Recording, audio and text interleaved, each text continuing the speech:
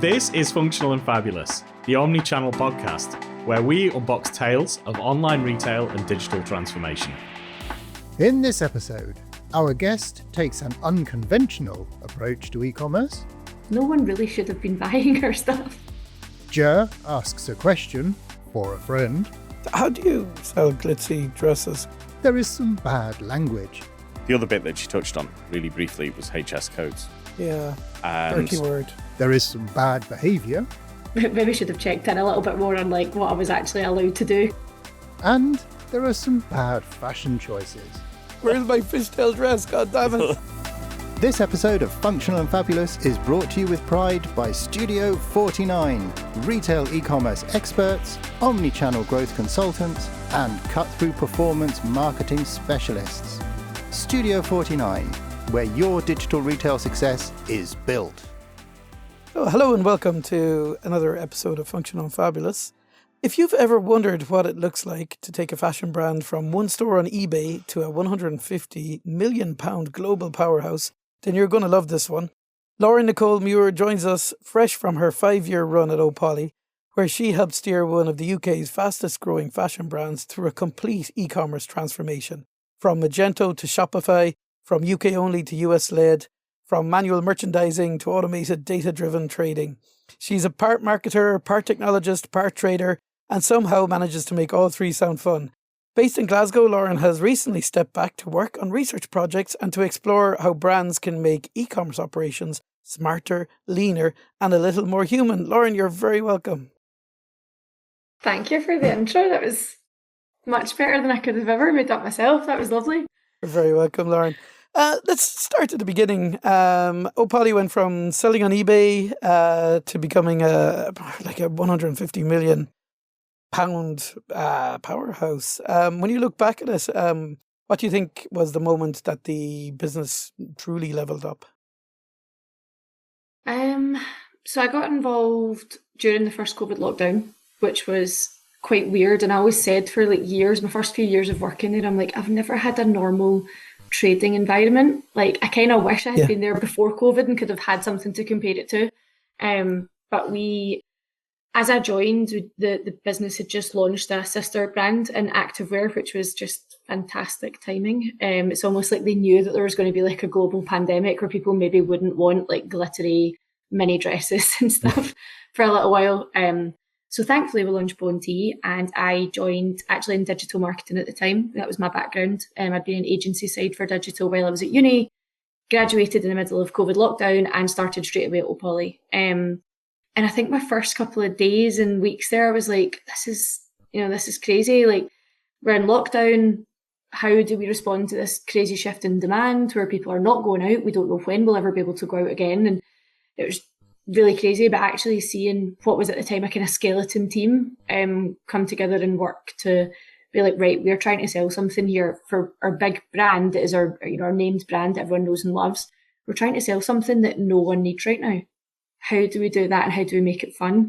And we would have daily stand-ups and creative calls and stuff where we'd be like, what can we do today? And it was just everyone from every different level of the business, every different part of the business would get involved in whatever crazy ideas we could do to achieve growth in the most uncertain trading circumstances. And we had 100% year-on-year growth in a year where no one really should have been buying our stuff, which was pretty cool. And I know that was testament to the kind of creativity of the teams that all came together and worked, and also the business for knowing we can pivot massively into activewear and things like that people really did buy into at that point in time. And I think as we started to shift in and out of lockdowns and things were going up and down and stuff, I realised we've got something pretty special here. So yeah, massive growth in a time when I don't think any of us really expected it.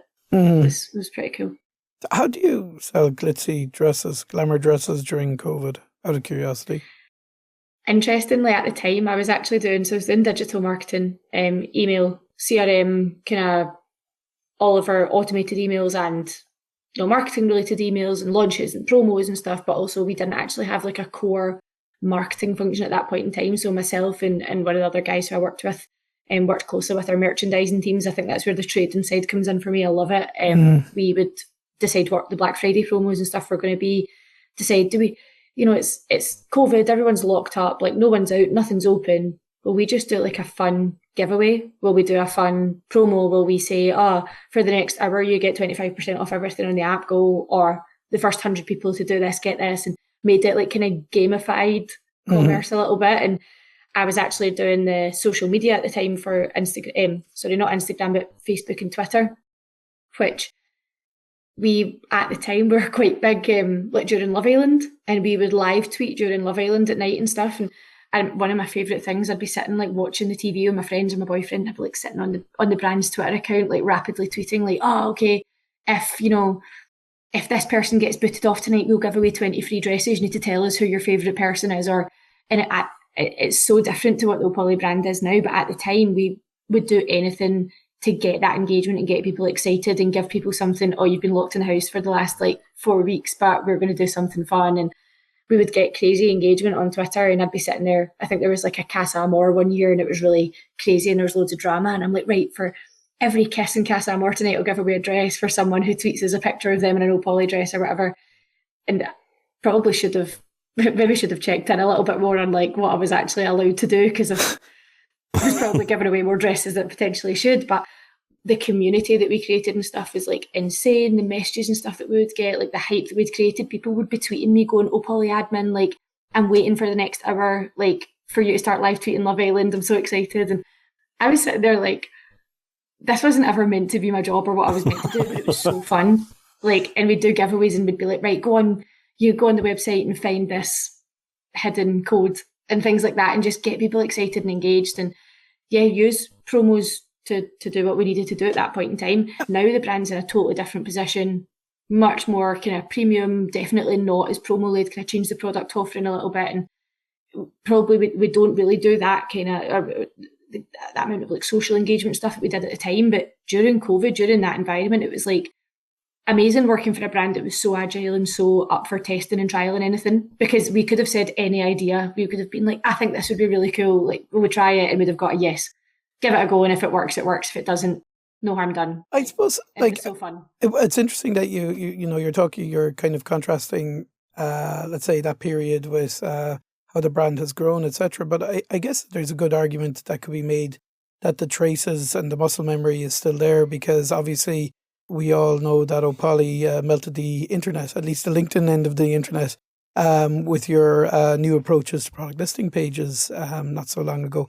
So you guys are still very much agile and up for experimentation, I guess, right? 100%. And it's always been something that's so fun. And like when I was lucky enough to kind of take over the ecom function, I tried to instill in the team, like, there is no idea that is too crazy. There is no idea that is not going to get some sort of response, nothing that we would absolutely never try. Like, give it a go, raise ideas and give suggestions. And when I got a message one day, hey, we've went out to like a beach in LA and shot all this content, and actually the videos engage with each other, and we don't want to just use them on social, we want to try and use them on the website. How do we do it? How can we make it work? We were like, interesting, never tried it before. And actually it was interesting to get the more technical and ecom teams and the people involved in merchandising and the website to engage directly with the video creative and content teams to be like, right, this is how you would need to kind of shoot this. This is the types of content. So for example, to make something work on mobile and desktop.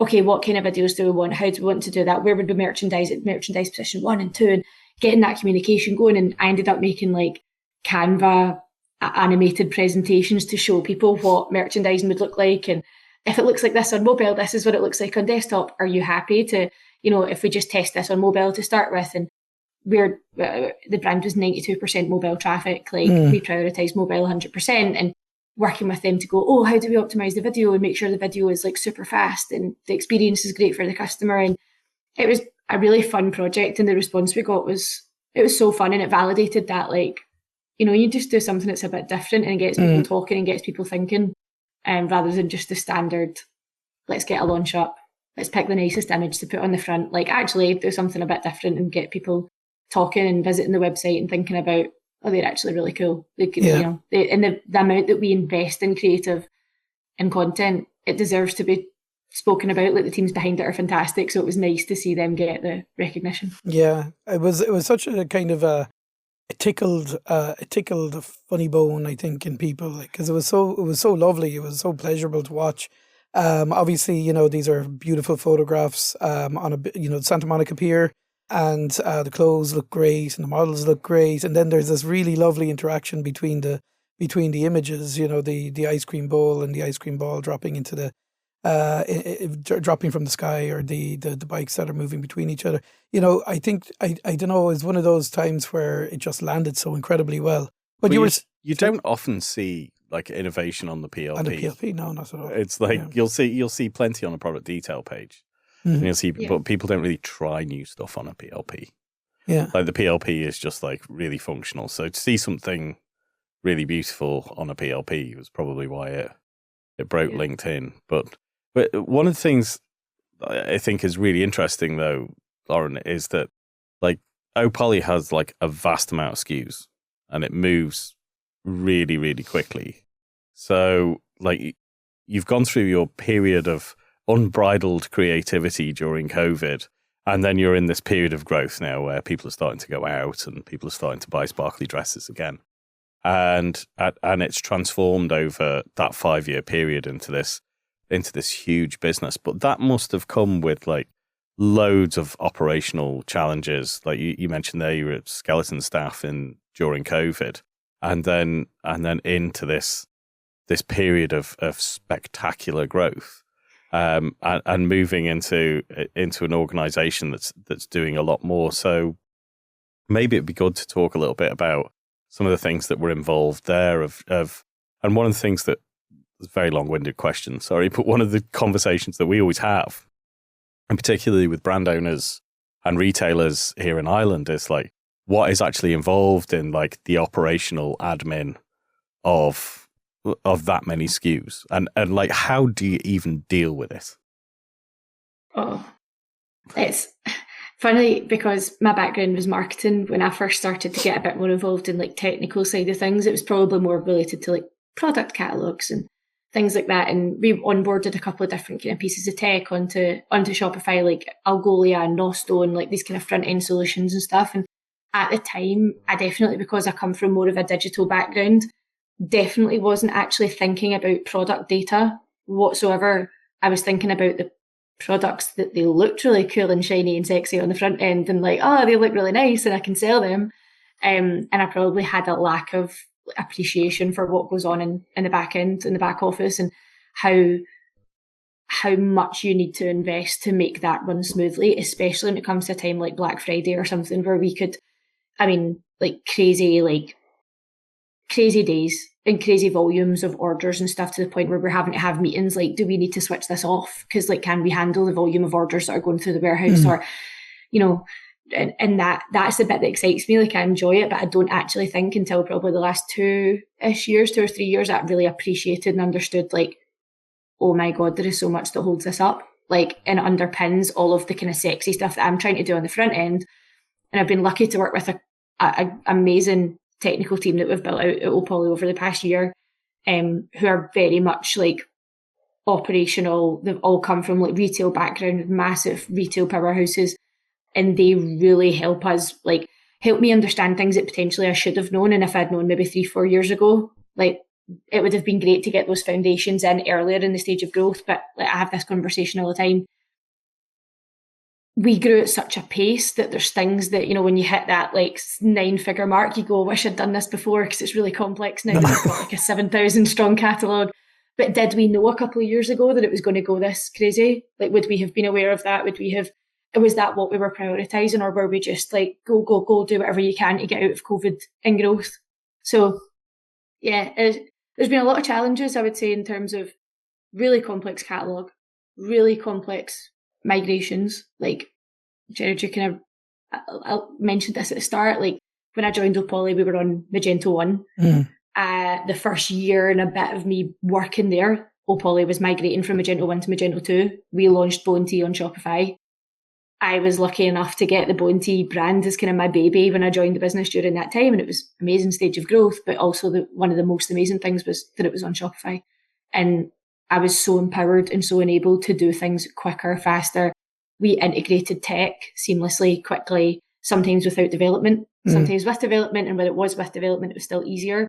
And we, I think about 3 months after we migrated Low Poly to M2, switched everything to Shopify. And in hindsight, you would look back and go, I wish we'd always been on Shopify, but you just don't know. Like, in the world of tech evolves so quickly, and there's so many new innovations and stuff like that, that I think it's hard to plan ahead. People ask me, I got asked last year on a talk, what's your 3-year roadmap?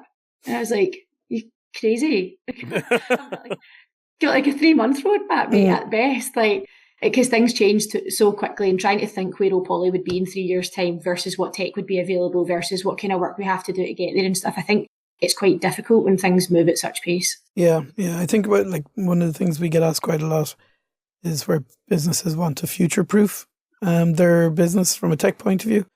And it's almost impossible to answer. It's like, how are you going to future-proof in tech? You'd be lucky to make a good decision for the next 2 years. And that's about, and so my answer to that question is always, well, what do you think you are definitely going to do in the next 2 years?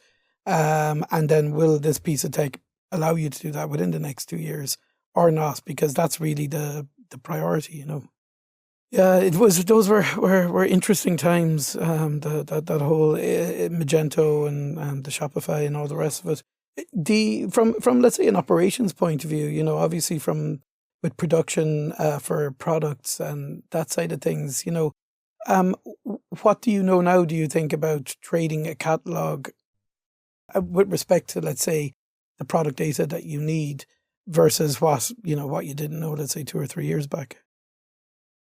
I think for me, from a kind of trading point of view, we probably a couple of years ago were doing a lot of manual merchandising, and if it wasn't manual, it was fairly manual and based off of like tags and stuff like that. Which now again going back to investing in technology, would tell my team a million times over and say the same to anyone. I wouldn't invest in any technology that involves manual workload. There's no point in buying technology to me and spending, at some like enterprise level, 6 figures on technology where you're still going to have to sit and manipulate it and work really hard. Like, please make the technology work harder for you. So, for example, using AI, I would no longer spend my money on a tool that is not harnessing AI to some degree, because if you're going to take on a year's contract or a 2-year contract with something that can't take your product catalog and take all of that data and use, AI or something to enhance it and make it better and to do some of the hard work for you, then you're going to be left behind, because in a couple of years, your competitors are all going to be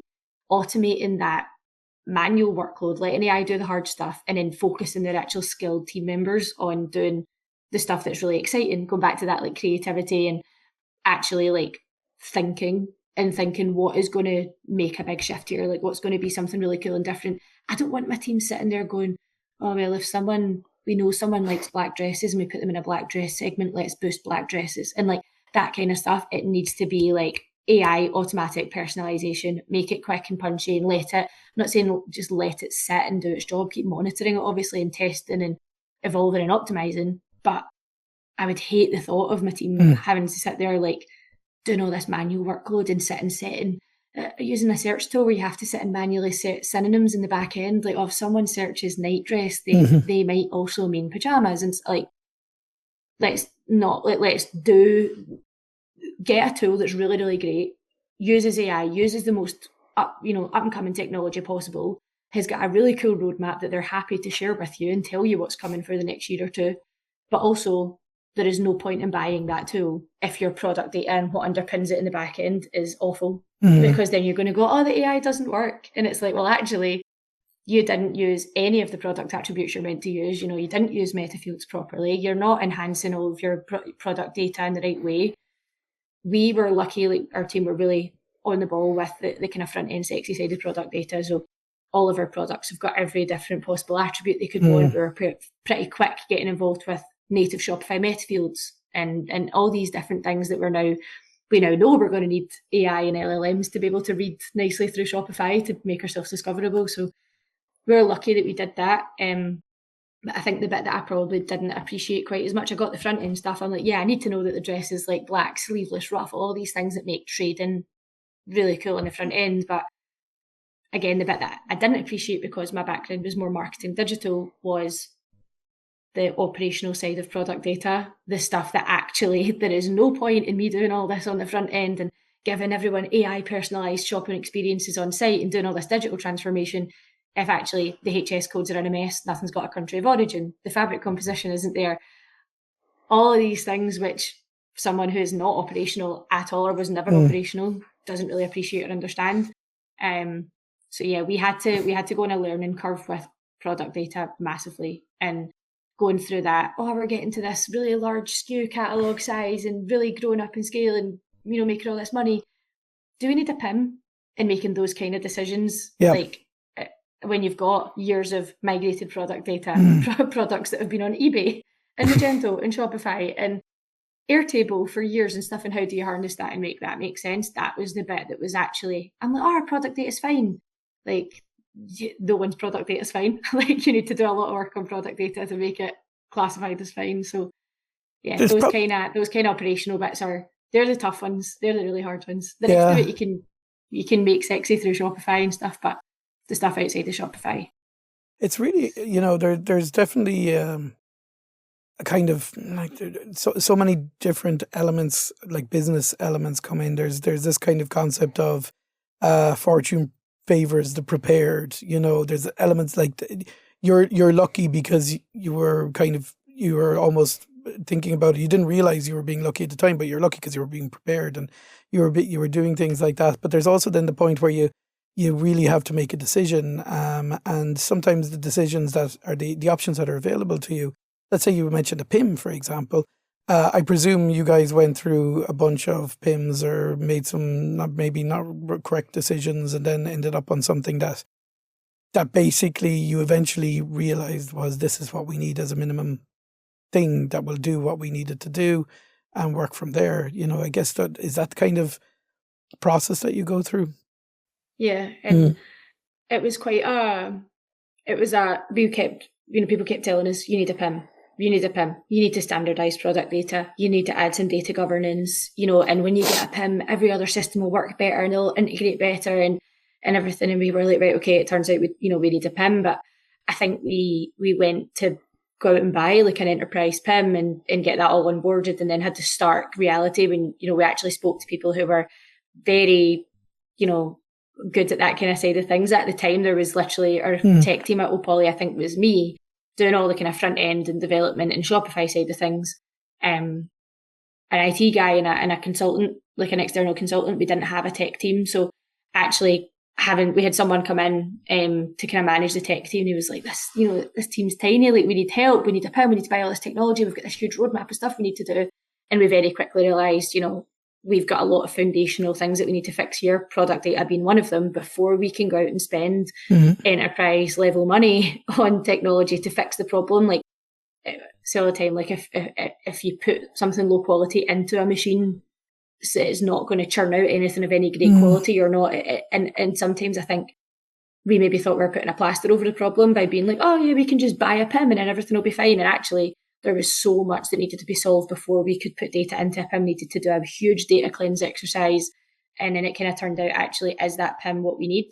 We're a business who we were basically built on Airtable. And so much of the business was, powered through Airtable, from marketing to operations to influencers, collaborations, product data, production planning. Everything was through Airtable, and the decision ended up being to build our own PIM through Airtable, which I saw that come to life a couple of months ago, and it was fascinating. Like how much is possible through Airtable, which I always saw as being like a marketing planning system, because that's what I used it for. I used it to planning marketing campaigns. And I'm like, how are we now powering everything from our factories? From the minute a product becomes an idea in someone's head and might become a sample, it goes through to factory teams to put in all of the data completely governed correctly, the exact correct types of data. It flows through to the next person to say, okay, well, these are the quantities we need, and these are all the different fabric options and colour options and the sizes and the stock units. And okay, now we need a copywriter, and then now we need ecom to enrich it. And then by the time it gets to me and my team, I'm like, whoa, this is like completely clean, incredible product data with automated HS codes and all of these things that at the time, it was a huge investment, a huge project for the tech team. But it will change the business. It's just incredible. I presume not only because we have seen this sort of rollout, we'll say. And I guess it was the same in Opoly. Like it's not just the tech team, there is change management that has to be dealt with throughout the business. And, can you reflect on that a bit? Like what was that like to have to kind of, work through all of those things? Yeah, I think that was probably the biggest challenge because people have gotten used to what they do. And I think sometimes until you disrupt that and say like, no, we need to make change here, people potentially don't see the issue and what they're doing. We knew because we could feel the effect sometimes of some of the operational issues. The ops team coming to us saying, I've got all these things stuck at customs. What is going on? No, we're missing product data or whatever. Like I could feel those kind of issues, but I think sometimes people further back in the production cycle, maybe at the buying stage or in the factory stage, don't ever feel those issues. They do their bit and everyone kind of does their bits in silos. And actually what the tech team had to do was map out the process start to finish. Yeah. Here is where you sit and here is how much you impact someone else. And here's what happens if you put this data in incorrectly. And like, because we were running Airtable, for example, there was times where someone like 20 stages back in a process would make one change and it would break something on the front end of the website that I had implemented because it was all managed through Airtable and there was absolutely no governance. And it would take someone from customer service coming to me saying, this product says it was restocking 3 weeks ago, but it's not due in for 4 weeks. And I'm like, that kind of thing. There was so many data things that we had to go back to the drawing board, really go to the business, and the BAs and the PMs and the tech team at Opoly absolutely smashed this out the park. They ran workshops. They had whiteboard sessions. They sat there like, this is you. Like, this is your impact. This is what we're trying to achieve. This is what I need from you. You need to come on this journey with me. And honestly, it seemed like a bigger thing. I think such a huge thing at the time that I was like, might have bitten off more than we can chew here. We're never going to be able to change this business and do this change management and transformation. And actually they did. And when it went live and they're still in phase 1 of the PIM, there's phase 2 rollout still to come, which will just be a game changer. Some of the things that are in that, I'm like, how did we even think of this? But it's a big thing for the full business. And I think also getting people to buy into a long-term project like that. Everyone thinks, oh, you can get a PIM and put a PIM in. And you're like, we need to build it, test it. There's hypercare. This is going to be 9 to 12 months of doing this and rolling it out in a phased approach because we can't do a big bang approach to this. It needs to be considered and there needs to be a rollout plan and a rollback plan and doing that proper tech change management for a business that scaled and grew so quickly in such probably an unconventional way without a conventional tech team and things like that. Then you bring that in and it's like, no, we need to do this properly. It was a massive learning curve for me because I hadn't been involved in anything like that. And now I speak to people all the time and I speak to other businesses and they're like, did you guys build that on Airtable? We're thinking about building something on Airtable and see a big shift into that low code, no code. Yeah. That probably wasn't there a couple of years ago when I was screening massive PIM. Yeah. Yeah. It sounds interesting that it wasn't actually the PIM that was needed. It's the product data. It's the product data process and the governance around it before the PIM was not the solution. It's the preparation for the PIM. People in product 90% of the time are not the problem, but part of the solution, right? It's the people in the process over the product. Yeah. Like we could have probably achieved a similar result with a couple of different products. Like that buying the technology everyone sees as being the most important thing. If we need to buy the right bit of technology, but actually if you focus on the technology and don't think about the people in the process and actually do the right preparation, and it could have failed. It would have 100% failed if they hadn't done that work around the people in process. That is where they needed that level of engagement. And you could buy the best technology in the world, but if you don't engage the people properly, there's no chance. And that's really common. It's like the technology is seen as the most important piece of the puzzle, but it's actually sort out the rest and then pick the technology that fits best once it's sorted. Yeah, somebody on the pointy end of that whole thing. I see it all the time. ERPs, PIMs, it's and even just the standard key mistakes. First is thinking that the technology is going to solve process problems or people problems that you already have. The second one is it's going to take 6 months. The third one is big bang. Oh, seeing as we're doing this, we may as well do this and this and this, and we'll change our EPOS and everything else. It's okay to think that way to a degree as long as you don't keep on thinking that and then do the project that way. I think everybody has to mature to come to the realization that actually, we got to sort out the people side of it, the process side of it. What's the data? What do we need? Where is the impact later on, et cetera, and then the tools that we have here in front of us, which of those are going to be able to help us move these things on? So you put in all of this effort just to sort out your product data, to bring people with you, to have your right data governance in there, and then you've got your solution in. Everything's wonderful. What did that mean that you were then able to do? And as a result of all of this effort, how did this then translate to like the fun stuff? I think that's the bit that we've, as an ecom team, had been like dreaming about for so long. We kept getting told, we'll get this PIM and you won't have to like upload, every product through a CSV anymore. And like you won't have to sit and do all this manual stuff. Honestly, when I first started working with the ecom team, and they won't mind me saying this because I said to them when I first joined, I'm like, I sat in this tech product role for a couple of years before I moved fully into ecom. And from that, like, standing in my kind of castle alone, like working myself, because I didn't have a team, didn't have anyone else doing front end stuff with me, worked with external agencies and just sat as this kind of matrix fillery person, wasn't fully integrated into what the ecom team were doing, even though we worked so closely. And I got involved. I was like, I can't believe the manual processes and stuff that you guys are doing when you work with a tool as sharp as Shopify and as good as Shopify, still doing these manual CSVs to create products and using apps to do, custom fields in the back end and uploading things. And then like we had multiple Shopify instances, different expansion stores, uploading CSVs into one, manipulating data in there, exporting them again, uploading them into another, expansion store, exporting again, doing manual product price changes and stuff outside of that, like, and sitting going, I need to do times 1.4 whatever for euro and manually doing all sorts of stuff. And I'm like, my goodness. And we started doing time series kind of trials of like, okay, how long does it take you guys to create products? What are you doing? And why are you doing this? And can we not automate pricing?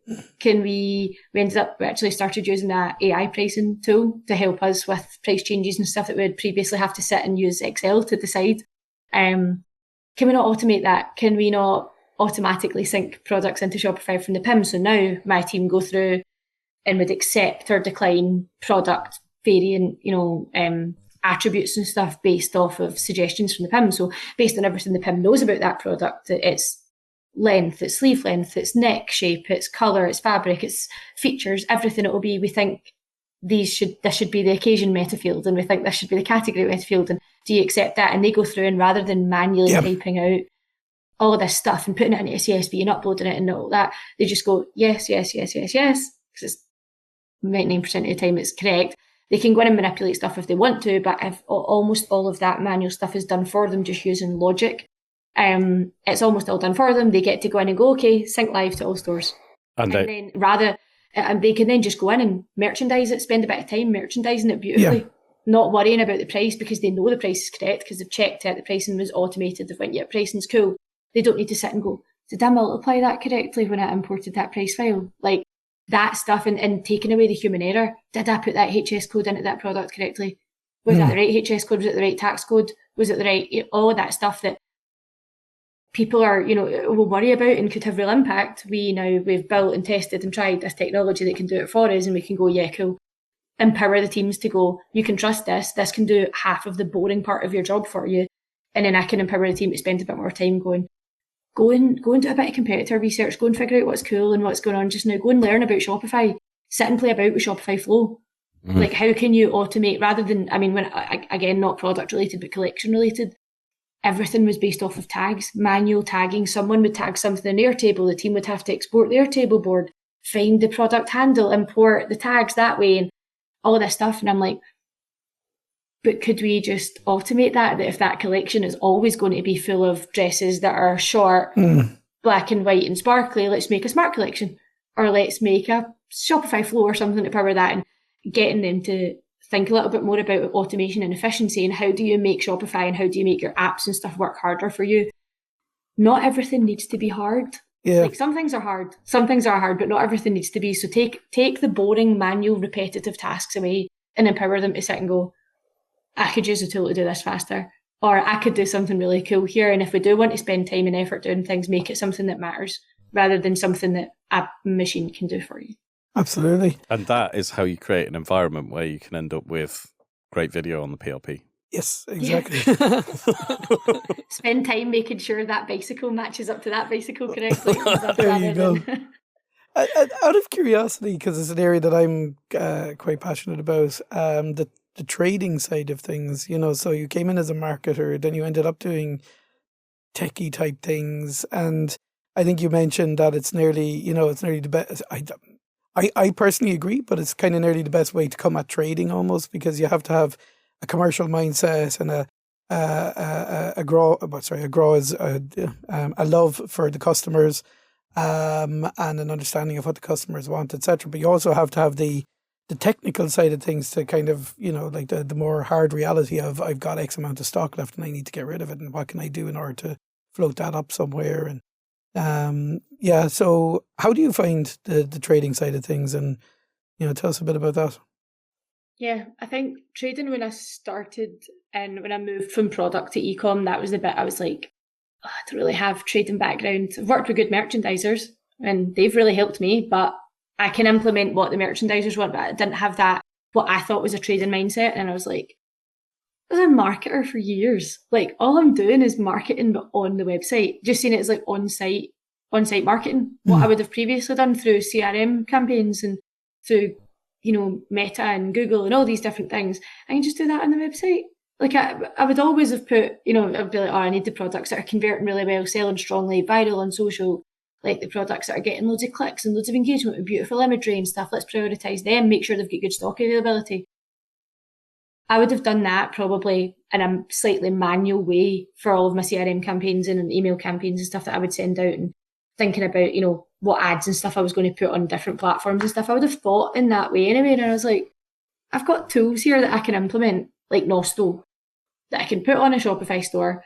I can feed it all that product data, and then I can just manipulate the algorithms to be like, okay, give me, when you're merchandising this page, I don't want to sit and pin, and sometimes we did, because there was times where like, oh, this product went crazy viral on social media, or it's been seen in a celebrity or whatever. Let's pin that to the top so people see it. But apart from that, I'm like, stuff with good availability that's got, you know, it's got all the core sizes in stock. And we did have to do a little bit of manipulation around stock availability, because we might have 60% of the stock pot available, but it's only in the very smallest and largest sizes, and our core sizes and that size curve are out of stock. So had to say, you know, a product with good availability has these sizes in stock, and like, or at least 60% of sizes in stock, for example. It's converting well. It's getting loads of clicks, but maybe the clicks would be down a little bit versus conversion. You'd have a really good click and conversion rate. Product with really high clicks, but not converting, probably not the best. But manipulate that algorithm, and okay, a certain level of newness.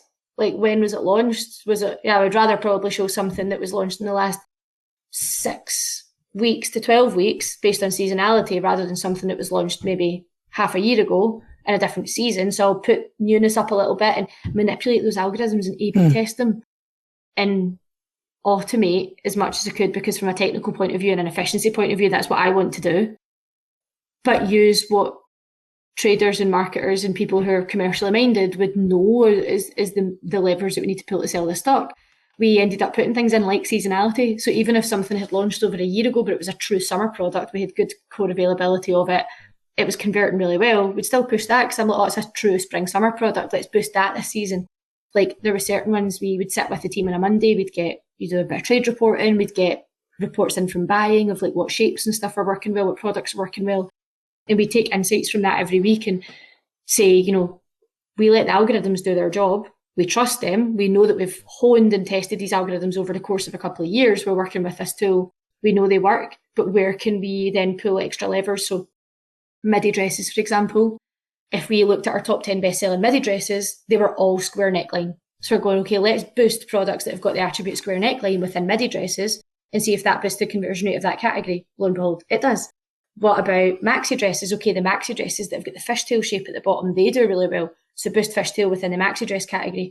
But if someone's on a dresses category, for example, and they always shop mini dresses, let's demote maxi dresses and boost mini dresses a little bit and do those kind of slightly more manual tweaks, but things that, because we've got good product data and Exactly, yeah. I was boost things, Yeah. they work, right? I was waiting for the product data punch at the Had end to there. come, had to come. Like, where's my fishtail dress? God damn it.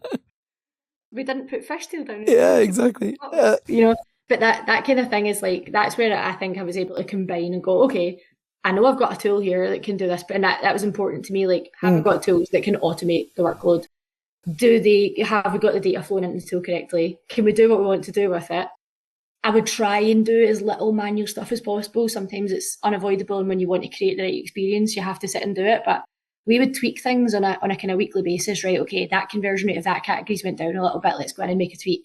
So we'd still do work on it. We'd have merchandisers sitting there thinking, right, okay, it's getting a little bit, we're getting into transitional period here. Let's boost brown, plum, purple, red, and remove any boosts that we had on butter yellow that was the colour of the season because it's now going into autumn. And we'd do that kind of stuff. But yeah, that was from me, the shift for me to be able to do trading and also balance trading with the kind of technical side of my job was having a team that were really commercially minded. Really, I had people in my team who'd done psychology and really understood consumer psychology, people who came from maybe more journalistic backgrounds or people who came from fashion backgrounds. And we would all come together, really brainstorm and go, okay, they'd be like, I want to do this. And they'd come to me with the ideas. I was never the one sitting there going, let's create an office dressing category. Like, I'm not thinking about that kind of side of trading. They'd come to me with an idea like, you know, it's back to school season. Let's do like a on campus, like what people are wearing on campus when they're going back to uni and back to school. And let's do this collection and let's do a transitional collection. I was never coming up with those ideas, but I'm like, okay, do you know how to do that in the best possible way? Do you know how to do it in a fast way? Do you know how to completely automate that? Do you know how to keep it manually, keep it spinning and like remove workload from you? Or, say for example, the team would come to me and say, I want to upsell more. I'd say to them, right, we need to increase LV. We want to do more about upsells. They'd be like, right, let's upsell this collection, let's upsell shoes, and let's upsell underwear. And they'd come to me with all these amazing trading ideas. And I would do the kind of, okay, how do we implement that best through Shopify? Will we use product meta fields to put a complementary product on there and make sure that product shows up on the PDP, in the cart, in the checkout? How do we do the checkout upsells best? And that kind of thing. That was the bit I enjoyed, was like technically making it happen. But I love that. Very good. Lauren, you've come to the end of your run with Opoly. What are you up to next? I don't know. I've got a couple of different opportunities that I'm enjoying. Yeah. I am speaking to some really exciting brands about what they're doing, but also speaking to some agencies. I think where I'm trying to position myself is I've got brand side knowledge, spending time at a high growth brand that is scaled incredibly quickly, made some mistakes along the way, but also done some really cool stuff. So hopefully I can help brands with that are potentially that stage of growth or want to reach that stage of growth and help them do things that I wish I had done or wish I hadn't done and, help them with that. But also give that brand side knowledge to tech partners, speaking to a couple of different kind of SaaS companies and stuff just now about these amazing products that they're building, AI products and search and merch products and returns platforms and all these things, but giving them here's actually how you go to market and here's what brands want. Yeah. And if you were pitching me, this is what I would want to hear. And these are the things that I actually care and consider. And this is, if I'm taking this to a board to get signed off, this is what you need to give me. And helping with that side of things and trying to apply what I've learned over the past few years to consulting with other people. But that's where I'm at just now. I'm gonna dip my toes in a couple of different things and see. That's brilliant. It's going to be very, very excited to see where it goes, Lauren.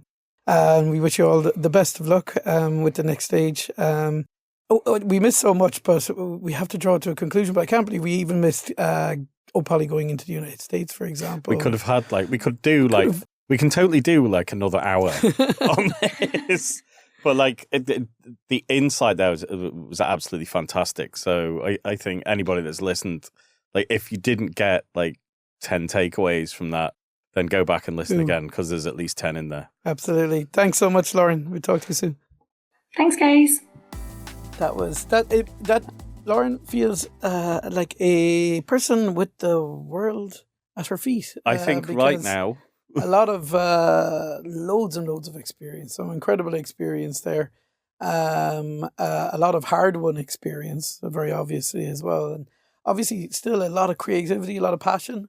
yeah, but actually able to like do all of the things that people dream of, but understanding that you've got to build the basics first. Yeah. And this is the thing I found most interesting about that conversation with her, is that building that product architecture and having that quality of product data enables you to do so much. Yeah. It enables you to do it faster, more cost effectively, and actually deliver a better customer experience. Mm-hmm. And that's the bit that's most exciting about what she's talking about there. And particularly now, like, if you think about this in the age of AI, because we can't go away from it, actually having that level of product data in that good shape that you can then go and surface to whichever LLM is looking at it, can then enable that AI conversation. Really exciting, but just goes to show the importance of putting a huge amount of effort. And I'm sure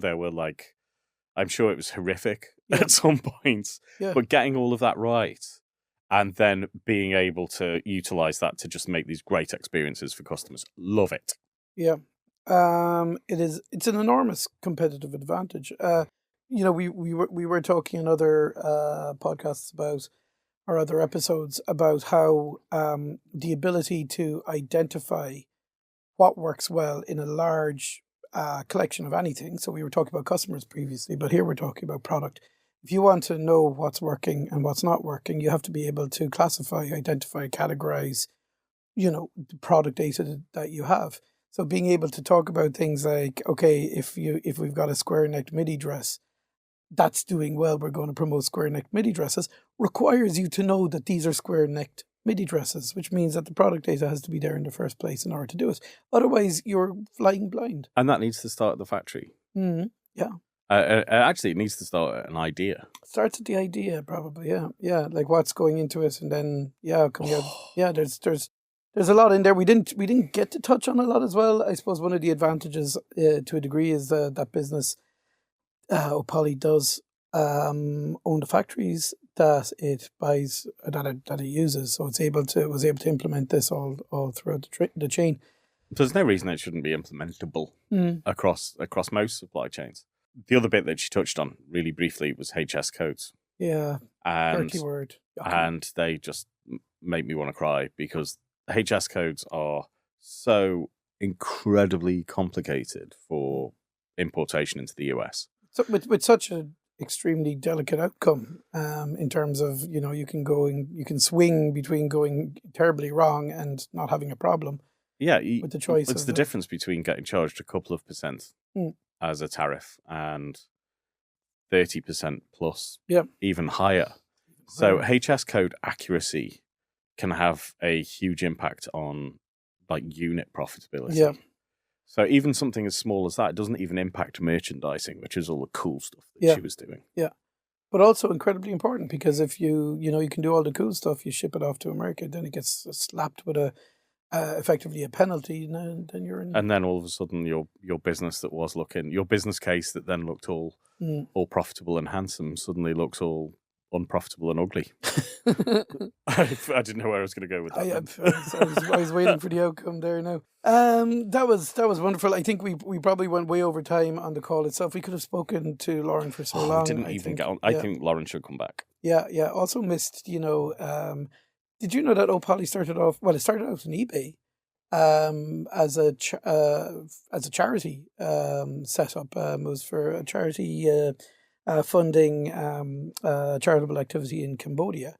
Still donates a percentage of their profit every year to that. Obviously, it's moved along a lot since then, but there's so many interesting stories there. It's a great story, isn't it?